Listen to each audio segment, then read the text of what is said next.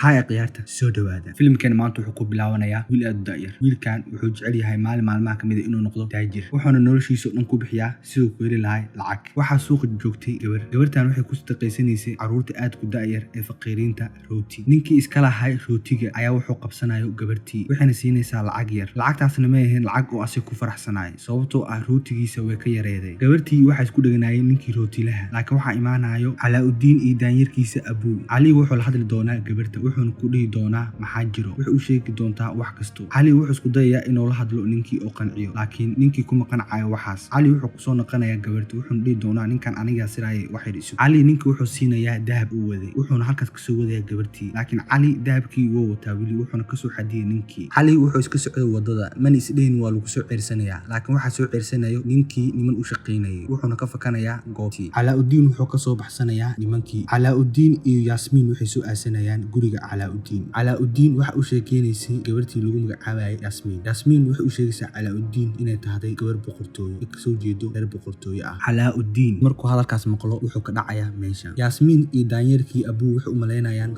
inuu meesha ugu dhacay. Calauddin iyo gabartii boqorka Yasmin waxay isku soo raacayaan mar kale suuqa. Calauddin ninkii ay wuxuu u keenayaa dahabkii wuxuuna siinayaa dahabkii laakiin intuu ninkii dahabkii siinayay waxa meesha ka tagayso Yasmin wuxuuna raadinayaa Yasmin meel ay ka baxday. Calauddin wuxuu iska soo noqonayaa xaafadii laakiin daanyarkii ayaa wuxuu u keenayo uu soo celinayo dahabkii wuxuuna ka soo xaday ninkii oo siinayay dahabka. Calauddin habeenkii wuxuu xaafadeeda ugu tagayaa Yasmin laakiin halkaas waxaa joogay Jacfar wuxuu isku rabaa gabarta boqorka Yasmin wuxuuna rabaa inuu dhaxlo boqortooyadan oo meesha ka noqdo boqor. taasina waa riyada ugu weyn oo leeyahay Jacfar. Calauddin qolkeeda wuxuu ugu tagayaa Yasmin wuxuuna siinayaa geedka gacanta la gashto oo ah jijinta kaas oo ka samaysan dahab waxayna ugu soo luntay Calauddin xaafadiisa. Yasmin way la yaabaysaa daacadnimada Calauddin. Markuu ka soo tago Yasmin waxaa qabanaya waardiye ka mid ah oo la dhaho magaciisa Jalas wuxuu u soo wadayaa waardiyaha ka weyn oo ah Jacfar. Maalintii ku xigtay Jacfar wuxuu soo kaxinayaa Calauddin meel duurduur ah.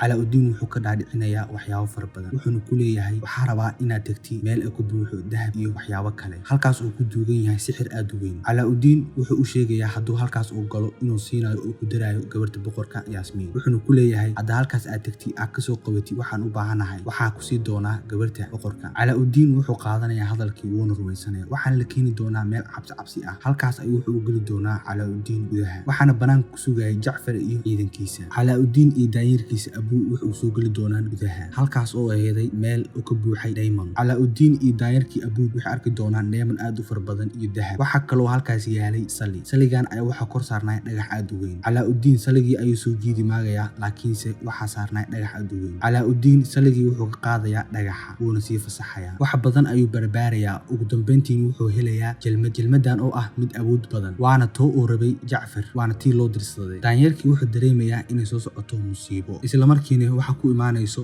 volkaan aad u fara badan wax walba oo yaar halkaasiti dahab iyo diamondba way isku qasmayaan waxayna naqanayaan kuwa isku karsamay. Calauddin waxa soo badbaadinayso saligii waxa ka tan badanayo kuleelka volkaanada laakiin waxay keenaysaa meel dhow waxayna ku kala dhacayaan laba meelood. Calauddin wuxuu soo fuulay buurta laakiin buurta waxa saarnaa Jacfar wuxuu ku dhigi doono markaas soo koreysay meeshan waa inay isiisaa jalmadii. Calauddin laakiin wuxuu siinayaa jalmada ahayn oo meesha ka soo helay taasoo ah mid faag ah. Calauddin jalmadu wax uu qarinayay daanyarkiisa wuxuuna u mahad celinayaa daanyarkiisa. jalmadii wuxuu ka salaaxayaa Calauddin dhanka hoose waxaana isla markii ka soo baxayo ninkan wuxuu isu bari doonaa Calauddin wuxuuna ku dhigi doonaa Calauddin wax kasta oo baahan tahay ayaa ku sameyn doonaa. Calauddin wuxuu u sheegi doonaa inuu guursado inuu u baahan yahay gabarta boqorka laakiin ninkii ay u ballan qaadayo inuu u sameynayo asiga wax kasta wuxuuna ku leeyahay haddaa guursatay gabarta boqorka micnaheedu waxay tahay waxaa naqanaysaa boqor. ninkii bulugnaay wuxuu u fiirinayaa Calauddin faar isla markiina wuxuu ugu sheegayaa faarkaasiti in wax kasta oo raba asiga u rumo waayaan wuxuuna u sheegayaa inuu noqon doono boqorka magaaladan. ninkii bulugnaa Calauddin wuxuu ku leeyahay nasoo wad riyadaada kugu rumeeyo. Calauddin oo isla markii waxa arkaynaa aqal galayo waxaana loo dhigayaa aroos aad u weyn waxaana isku soo baxaya dadka magaalada oo dhan. Calauddin waxa laga dareemayaa wajigiisa farxad aad u far badan sababtoo ah riyadu ku riyoonay ayaa rumowday. Calauddin saas wuxuu ku noqday boqor wuxuuna sugayaa intuu ka dhimanayo Yasmin aabaheeda. Calauddin wuxuu qaadayaa gabarta boqorka ee Yasmin waxayna wada raacayaan saligii duulduulayay labadoodu waxay ku dul fadhiyeen saligii waxayna daawanayeen magaalada waxayna ka daawanayeen kor labadoodu waxa lagu soo celi doonaa qasriga boqortooyada. subaxdii hore waxaa la afduubayaa Calauddin waxaana afduubanayo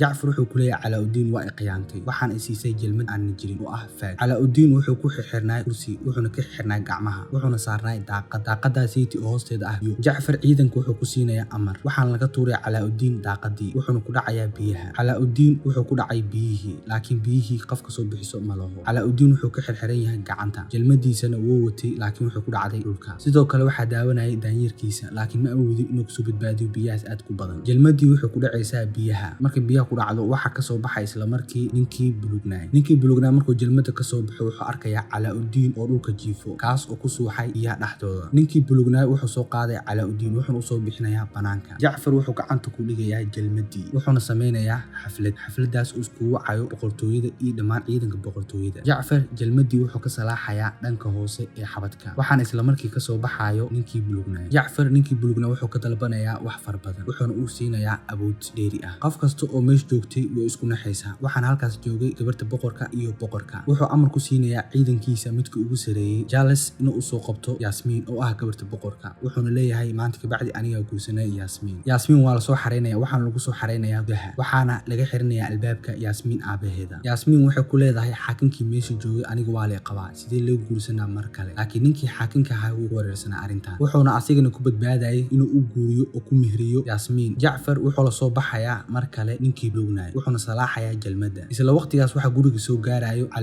Calaa-u-Diin wuxuu isku dayayaa jalmadii inuu xado. Calaa-u-Diin waxaa baxareynayso shimbirtii Jacfar, wayna qaylinaysaa. Jacfar ushuu wata wuxuu ku garaacayaa dhulka. Calaa-u-Diin awood ma u yeelanayo inuu jalmadii soo qabsado. Jacfar wuxuu haystay asiga awood aad u fara badan, wuxuuna haystay sixir aad u fara badan. Calaa-u-Diin isla markii waxaa loo dirayaa meel oon aqoonin, waxaana ka naxayso gabartii boqorka ee Yasmiin. Calaa-u-Diin waxaa loo soo diray meel aad iyo aad u qabow badan, halkaas oo ka jiro baraf aad u fara badan. halkaasna waxay aheeday adduunka meel ka mid ah oo ka jiro qabow aad u fara badan. Calaa-u-Diin dhan kastoo waxaa ka jiray baraf aad u fara badan iyo buuro baraf ah. Calaa-u-Diin wuu qaylinaya, laakiin halkaas cidna kuma nooleen aan asiga ahayn. Jacfar Yasmiin aabaheeda boqorka wuxuu u sheegi doonaa wax fara badan, wuxuuna ku dhihi doonaa haddii aan ku arko gabartan qafaan aniga ahayn waan dili doonaa. Jacfar Yasmiin wuxuu ku amri doonaa haddii diido guurkiisa inuu dili doono iyada aabaheeda. dhanka kale waxaan arkaynaa Calaa-u-Diin oo dhibaataysan sida uu soo bixi lahay magaaladan wada barafka ah. Calaa-u-Diin iyo daanyeerkiisa aad ay u dhibaataysnaayeen, waxayna ku dhex jireen buurooyin baraf ah. Calaa-u-Diin oo weli dhibaatadii ku dhex jiro ayaa waxa uu imaanayso saligii, waxayna ugu imaanaysaa geeska kale ee adduunka. saligii Calaa-u-Diin oo suuxay oo dhul ku dhacay ayay u imaanaysaa. dhanka kale waxaa la isku nikaaxinayay oo nikaaxooda dhammaystirmi rabay Jacfar iyo gabartii boqorka Yasmiin. ninkii mehrinayay Yasmiin iyo Jacfar ayaa wuxuu ku dhahay waxaa la soo gaaray gabagabada, waxaana la rabaa markaa inay dhahdo Yasmiin waa ogolahay haa. laakiin Yasmiin markuu dhaho Jacfar haa dheh waxay ka dafi doontaa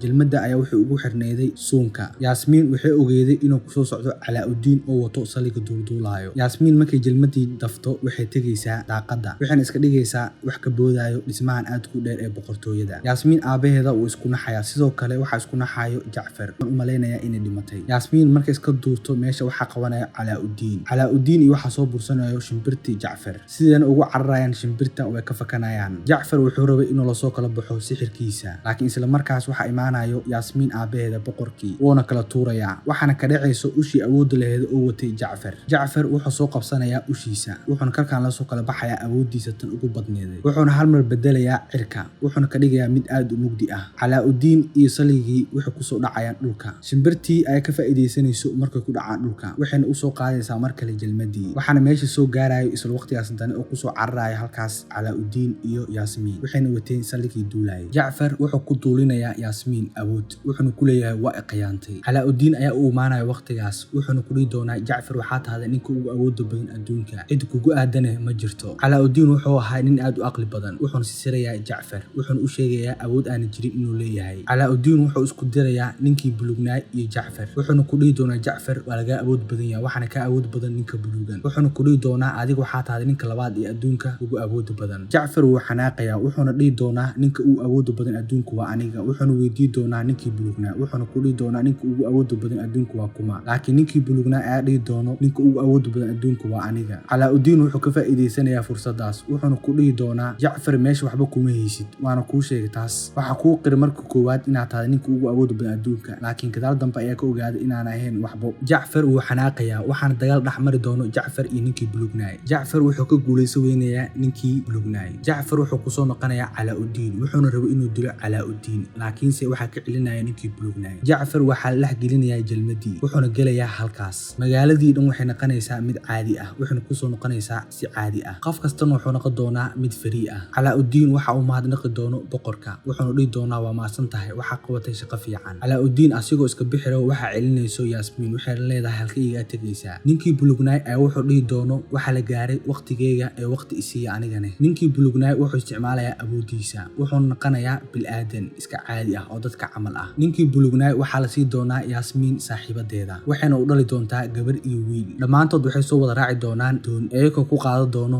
waqti dhanka kale waxa joogay Yasmiin iyo aabaheeda Yasmiin aabaheeda wuxuu siinayaa faraanti wuxuuna la dardaarmayaa Yasmiin wuxuuna ku dhigi doonaa boqortooyada maanta ka bacdi waxa ku wareeji doonaa Calaa-u-Diin waxa soo galaya albaabka soo galayo waqtigaas Calaa-u-Diin waxa uu maanayso Yasmiin waxayna ku leedahay waxa la gaaray waqtiga arooskeena waxaan arkaynaa filimka dhamaadkiisa aroos weyn oo loo dhigay Calaa-u-Diin iyo Yasmiin qof kasto wuu farxayaa oo joogay magaalada wuxuuna u farxayaa arooska Calaa-u-Diin iyo Yasmiin waxaana loo ridayaa buular aad u fara badan filimkeena maanta wuxuu ku egyahay halkaas inta ku kulmayna filim noocan camal waxaan kaaga tagayaa wassalaamu calaykum waraxmatullaahi wabarakaatuh